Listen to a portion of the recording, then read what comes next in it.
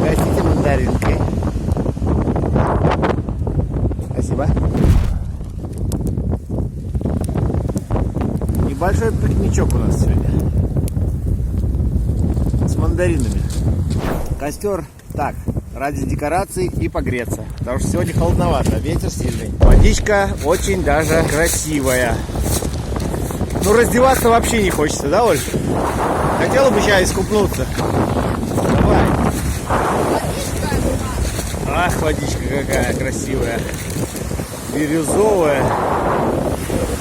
Правда, вот небо хмурое, поэтому краски немножко такие.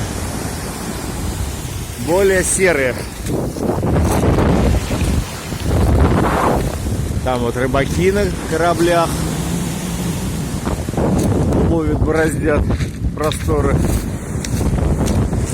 Мы тут пособирали деревянный мусор, всякие остатки. И вот решили сделать небольшой очаг. Сидим, греемся, едим мандаринки. А Тимка наш взял и убежал. Сказал, что я не с вами. Я штрафом платить не буду. А мы очень надеемся, что штрафа никакого нету. Зато есть доброе тепло. Ай, хорошо. Давно мы этого не делали. Ты гори, костер гори, смолы вешние вари. Пусть из нашего котла по стволам пойдет смола, чтобы вся земля зимой пахла елкой и сосной.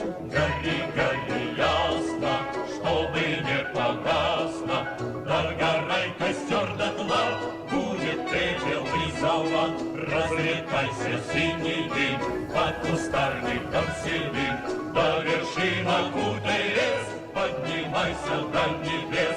Тает месяц молодой, гаснут звезды чередой, из распахнутых ворот солнце красное идет. Это такая старинная. Русская традиция. Раз, два. Подожди, стой, не бойся.